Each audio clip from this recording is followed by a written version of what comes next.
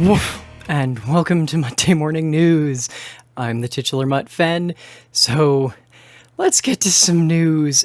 Heads up, I need to say a series of things that are both true and so completely dissociated from rational human decision-making, one could almost be forgiven for believing they're satire or hyperbolized for comedic effect. Donald J. Trump, owner of at least 11 failed and 6 bankrupt businesses, he learned the Khan's first rule well from his daddy, never put your own money in the mix, so he's technically never had a personal bankruptcy.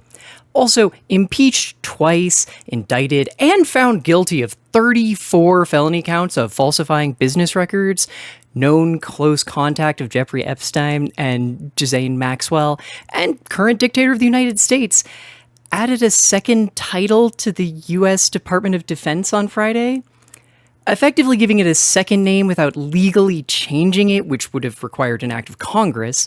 The second name, the Department of War, has already replaced the Department of Defense on most federal websites, including war.gov. Oh, and including this Truth Social post, where the dictator declared war on a city within his own country, in an act this mutt can only describe as evil? No Chicago invasion has come at this time, though there has been a major surge in federal agency activity, especially ICE, operating within and around the city over the weekend. The U.S. Capitol and L.A. continue to also see occupying National Guard forces. Every time I wrap the live show and discover some new fascist bullshit happening as I was ending. Less than an hour ago at the time of recording, the U.S. Supreme Court, in a 6-3 decision, only confirmed sex pest Brett Kavanaugh bothered to even defend. The order blocking ICE agents in LA from using racial profiling, as it's a clear violation of the Fourth Amendment, was stayed. Kavanaugh went on to say, quote, "Moreover, as for those individuals who are legally in the country, the question in those circumstances is typically brief, and those individuals may promptly go free after making clear to the immigration officers that they are U.S. citizens or otherwise legally in the United States." Let's clarify some things real quick here. Those circumstances are usually brief, just not for the reasons Kavanaugh claims. Multiple legal immigrants and citizens have already been deported. Setting all that aside, ICE is grabbing people off the streets and throwing them in concentration camps. Brett Kavanaugh, Amy Coney Barrett, Neil Gorsuch, Samuel Alito, Clarence Thomas, and John Roberts just declared that it is so important to fill ICE's concentration camps with brown people, their skin color is once again a good enough reason to kidnap them. Additionally, over the weekend, the dictator broadcast the international extrajudicial killing of what he claimed were drug traffickers.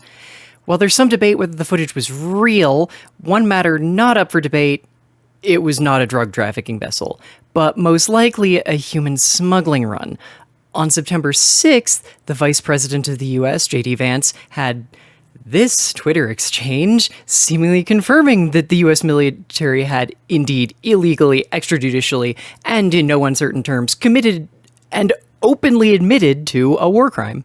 Also in the startlingly open, if utterly bizarre ways this omnishamble of a dictatorship runs, it got into a slap fight with far-right hidden camera lover James O'Keefe, founder of, though no longer with, Project Veritas on Thursday, September 4th. O'Keefe is by no means a reputable journalist. His entire career is filming unaware people, usually under false pretenses, then cutting the footage together to convey whatever he wanted, making it yet odder that the Trump administration responded to him. Normally one would merely put out a statement that O'Keefe had edited the footage of acting chief of special operations of the DOJ, Joseph Schnitt, saying the Epstein files contained thousands and thousands of pages that before release they'll redact every Republican or conservative person in those files, leave all the liberal and democratic people in those files, or that Ghislaine Maxwell was transferred to a minimum security prison too recently, which is against policy because she's a convicted sex offender, and that they're offering her something to keep her mouth shut. Instead, in a quote tweet of the video, the DOJ claimed the comments in this video have absolutely zero bearing on with reality. This drives me up the wall. And reflect a total lack of knowledge on the DOJ's review process. The DOJ is committed to transparency and is in compliance with the House Oversight Committee's request for documents. 1. That was worded oddly. Stop using generative AI and hire a writer who knows that one bears on something, not with it. The DOJ review process also doesn't include actively ignoring court orders. But it's been doing that, so not a great argument there, boys. 3. They didn't say it was cut or edited to make Schnitt seem to have say things he hadn't in context. Another of O'Keefe's regular tricks, which just leads credence to the statements being true.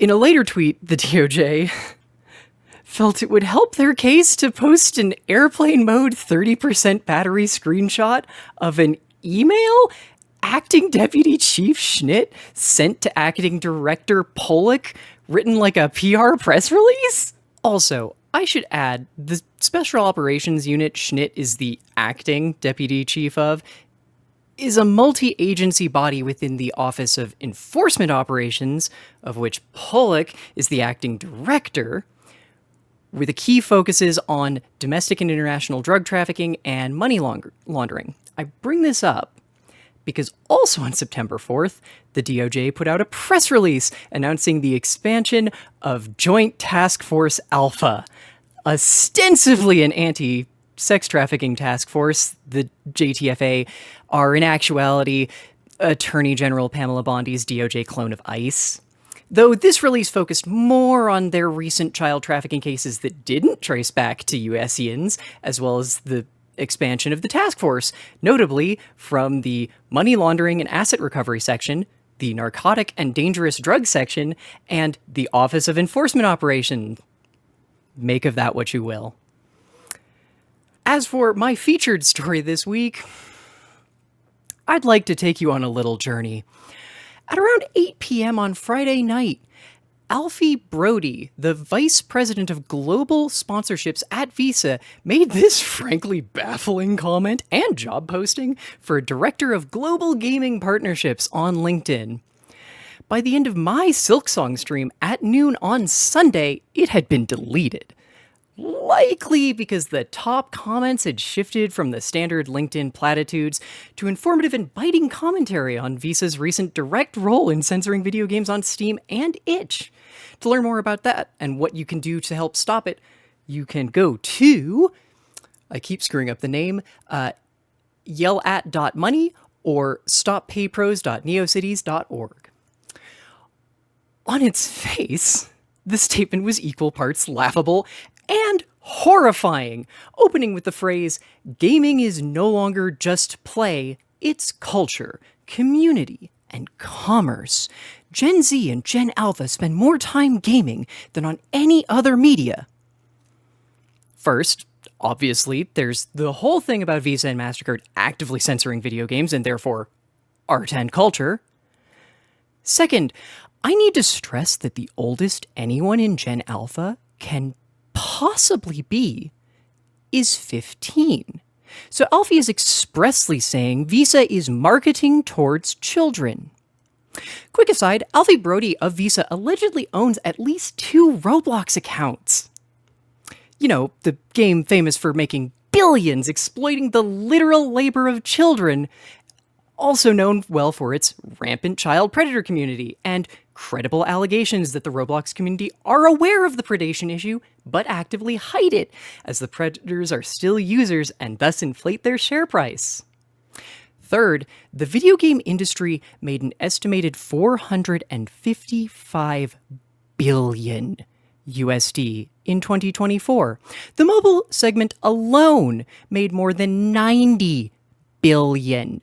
By contrast, the global film industry is, by generous estimation, expected to finally crack 86 billion USD this year.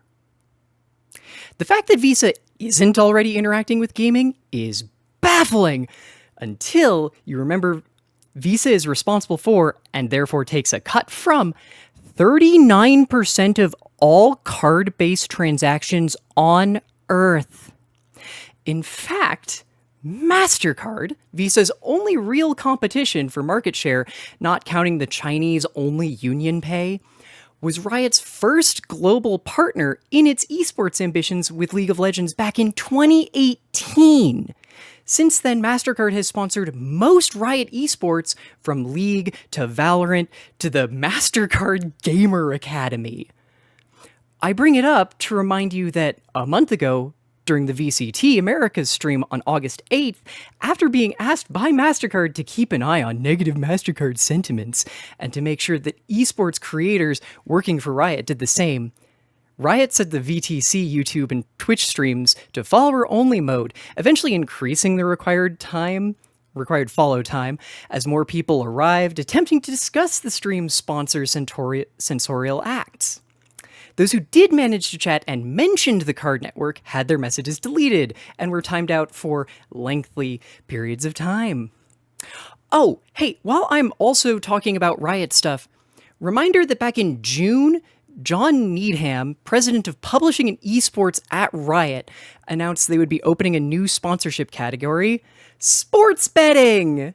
With the centrist cowards argument, the betting's already happening, we deserve a cut. To add insult to injury, that announcement came a few weeks after a major Valorant esports commentator alleged the Challengers ecosystem, basically the mid-ranks that feed into the high card, is rife with match fixing. I hear you asking, wait, wasn't this story about Visa? Yes, it is. But it's also about how the people profiting off the artistic labor of others are also wildly intertwined.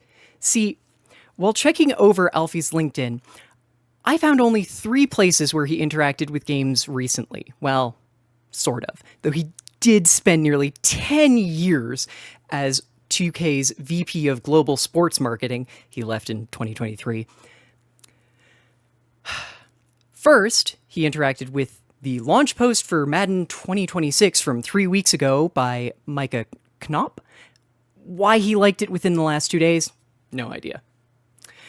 He also congratulated Gail Hamrick on her new job as VP of HR at IGN, and liked this weirdly self-deprecating post from Elizabeth Howard about going to Gamescom. Are you missing the connection? Don't worry. The secret is, all 4 executives worked at 2K at the same time, and all but Hamrick in marketing and publishing. Micah Knopp is now the director of franchise strategy for EA Sports, specifically Madden and college football series. Both well known for their predatory player pack economies that skirt international child gambling laws, as well as for being the 6th and top selling games of 2024, respectively, at least according to Circana. Elizabeth Howard spent 13 years, 2001 to 2021, working for Aspire, and are now an arm of the Eldritch Embracer Group since about 2024. If you're a Mac gamer in the 2010s, that name is likely ringing some dissonant bells. Aspire's primary market is developing and publishing Mac versions of popular games, then only selling them on the Mac App Store for full price, usually never going on sale, even years after their release, and just never putting them on Steam. And then there's Gail Hamrick, the new VP of HR at IGN. The announcement was 2 weeks ago, but she actually started sometime in July. Important because despite Ziff Davis, IGN's parent company, reporting its strongest quarter growth since 2021, an increase of 9.8%, with gaming and entertainment in particular up 7.5% from last year on August 4th, IGN, with Gail Hamrick as VP of HR, fired 8 members of the IGN union. As a result, the IGN union declared a work to rule action on August 25th. If you're not familiar with work to rule, it's doing only the work of your actual job description. Nothing outside your express responsibilities, working your scheduled hours not a second longer, taking every break you're allowed to their fullest extent, and absolutely nothing more. The IGN union declared that they'd no longer be doing the work of their fired colleagues. If Ziff Davis and IGN want the work done, they can either hire the staff to do it, or it ain't getting done. Anyway, since everything sucky in the video game industry is connected, remember how IGN bought Humble Bundle back in 2017? Well, a few weeks before the show started, Humble, in the year of our Mutt 2025, ran a Turf Wizard bundle and had the gall to direct the charitable donations to the Trevor Project. For those not aware, the Trevor Project is a queer suicide prevention charity most famous for being the one queer charity American straights know about. Among those in the know, they're better known for explosive growth in revenue from 2016 to 2022, as well as a co-option by capitalists during the same time. The charity has since been plagued by labor violation allegations since 2022, including a quiet attempt to fire the trained call center staff to be replaced by generative AI in 2024. In case you lost track, Alfie Brody, the dude posting a job doing marketing for global censorship org Visa expressly to market Visa to children under 15, is less than 3 degrees of separation from a man devising strategies for games that skirt child gambling laws, a company whose entire business model is overtly expensive Mac ports, IGN's anti-union activities, AI replacing humans at a suicide hotline, and Rowling's rampant, destructive transphobia. But that's just it. While the people happy to burn anything and anyone for a profit are everywhere, they're craven worms. Alfie was so scared of the tiniest consequences, he deleted his post the second he faced any pushback. Speaking of craven little worms, Graham Lineham is in the news again. The 57-year-old unemployed divorcee was arrested on Monday, September 1st at Heathrow Airport after returning from Arizona, where he's been living since December, claiming to be writing a sitcom with Rob Schneider and Andrew Doyle. Well, it's been widely reported Lineham was arrested for posting threats of violence towards children on Elon Musk's X, the everything app, henceforth to be referred to as Twitter, from which Lineham was banned for many years before the Musk buyout. He was actually arrested for allegedly assaulting a minor, allegedly stalking and harassing a minor, and allegedly making threats of violence in person, as well as on Twitter towards multiple women and children. This GIF was used as part of his trial footage of him stealing Miss Brooks's phone and, assaulting her. The focus on his tweets is largely coming from Lineham himself, who wrote a lengthy pile of inhuman framing he calls a post on his Substack about his arrest, where one of the key points about his release on bail was that he not tweet. Mainstream news picked up on this and just carried his version of events and ran with it. I will remind you, free speech has never included hate speech. It has never included incitements of violence, nor socially dangerous speech such as yelling fire in a crowded theater. 2 weeks ago, I reported on several trans women and NBs receiving bans and suspensions from Blue Sky for saying or even referencing that someone else had said, "I wish J.K. Rowling ill." By contrast, Graham Lineham, a cis man, allegedly assaulted, harassed, threatened to physically assault the genitals of a child, and was recorded assaulting said child and stealing her phone. He's being defended by everyone from California Democrats to Keir Starmer, PM of the UK, who stated, "We should patrol streets, not tweets." Notably, the same Labour PM who keeps pulling right-wing fascism out of his butt, while the actual right wing of his country hate him for prosecuting Lucy Connolly for her tweets that did incite anti-immigrant violence back in 2024. In addition to the recording of Lineham assaulting and stealing from a child, he seems to have lost all connection with reality, claiming Miss Brooks, the girl he allegedly stalked, harassed, and assaulted, has been involved in trans activism since 2013. Miss Brooks would have been 6. How about some cheery news for a second? This one is big for my trans girlies. Progesterone increasing boob growth is officially not anecdotal anymore. For those who don't have to deal with this, progesterone is one of the 2 female hormones in humans, the other being estrogen. Progesterone plays a significant part in puberty, especially in regulating hormonal cycles and in breast growth. However, because it does not naturally occur in men and thus receives limited study, and has only been available for about 9 decades by comparison to estrogen's near century of safe use, progesterone has not been considered a mandatory part of trans hormone replacement therapy.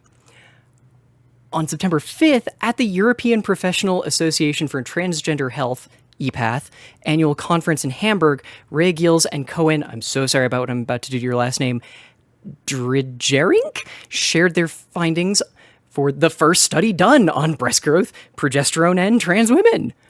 Participants used progesterone for a year and all saw considerable breast growth, with some gaining as much as 30% increase in breast size. Notably, many of those also tested increased estrogen doses too. Additionally, participants were measurably happier with size, growth, and shape of their breasts. Again, rather obvious for most of us, as progesterone is a required part of any girl's normal puberty. It's the catalyst for breasts to reach the final Tanner stages, the 5 developmental stages human breasts pass through. Yes, girls in the first few years of HRT are going through puberty. Their second one. Cis folk, cut them some slack. Girls, you all, remember boofing has way better uptake, weight cycling is at best BS, at worst dangerous, and you're probably not eating enough. See second puberty comment. I must have more generally positive news, right? Oh, yes, actually, I do. There's a new Maria Ying novella, Moth of the House of Hua, 19th century spin-off of her Chainiverse alternate history urban fantasy series. I was hoping to give you a review right now, but between Silksong and all the news this week, I really didn't have time to get more than a chapter in. But Ying comes with a general recommendation from me, so long as you're here for sicko lesbians, and you should be. In celebration of the novella's release, the main Chainiverse books are also on sale for $10 in a bundle on itch until Wednesday around 11 a.m. MDT. Crap. It's kind of a decent segue into the itch news. There's some signs the platform may be having cash flow issues. In addition to the sensorial snafu and the aggressive overcompliance with the UK's Online Safety Act I covered last week, the vintage story devs being owed more than 6 figures in payouts from itch has been generally reported, but many creatives selling on itch have been reporting payment delays for a while. Sometimes just a few days more than normal, while some devs have been waiting for months. On Thursday, June 19th, an itch staffer started a thread on itch's support forum for sellers to post payout or tax-related issues with support numbers that hadn't been resolved yet, with the promise that once an issue had been cleared, it would be deleted from the thread. It's unclear if that element is still in play, though one would hope not, as the thread now contains 155 replies, actually 156 when I went to go take this screenshot, with the oldest still up being from July 22nd. The frequency of new posts has been slowly building for the last 2 weeks or so, additionally. The payouts do seem to be coming to at least some folks, if delayed, but has left some creatives concerned about the similarities to the unbound, boundless royalty theft issue late last year, early this year. Actually, you know who's been covering the itch PayPro censorship situation really extensively? Ana Valens, which is why I'd like to recommend y'all check out her most recent article. Actually, well, also her most recent article, but the one before that too. I'm going to recommend her entire beehive, if I'm completely honest. Particularly Neat Sex, which helped me realize some things about the way others were treating me. But specifically, I wanted to recommend her recent... I was reporting on Patreon, SB20, and ASMR censorship, then Patreon censored me, as well as the follow-up that she did the next day. It's a longer read, but it's one of the most in-depth examinations of Patreon's moderation around adult content I've seen in years, frankly, and I can't do it justice by trying to summarize. It's not what I'd call a hopeful perspective, though the follow-up Ms. Valens posted the next day is even more melancholic. An adult game dev from the early Patreon days reached out to Ana after the first article to tell her about the halcyon days of 18-plus Patreon, even as recently as 2024. But it paints a clear picture that eventually money really does just ruin everything. So why not give it to your local trans girl, or not at all local trans girl? I promise she'll spend it on food or rent or bills so fast it won't have time to ruin her. Plus, she definitely needs it.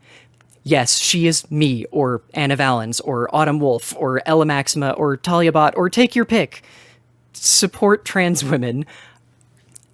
Anyway, in conclusion, that was Muttday Morning News. I don't actually script this bit at the end here. One of these days, I will actually get the damn thing out at 8 a.m. instead of 9 a.m., but that was not this one. Movie night tonight. We're still polling between Titan AE, Robin Hood, and Road to El Dorado. If you're seeing this on YouTube, you can get the link to the Discord in the description if you want to join just to watch or to vote. So, hey. Relative outline for the rest of the week is mostly correct. Honestly, I think that's like 90... I think it's fairly correct, yeah. For the record, I do actually dress the way that I normally do for Muttday Morning News on a pretty regular basis. It is, however, really warm up here, so yeah, I got changed. People give me weird crap for the fact that I like having an open top. I don't know why that messes with theoretically straight men so much, but... Thank you so very much for joining me. A special thank you to April, Fragile Paper, Manfred, Pinball Witch, Pimento, and Yalk. Oh, and Rose, who I need to add to that list, which is part of why I need to redo all these visuals. I literally could not do this without all of y'all. If you're new here on Twitch or on YouTube, please drop a follow, or... I hate that they're called different things in both places so much. You know what I mean.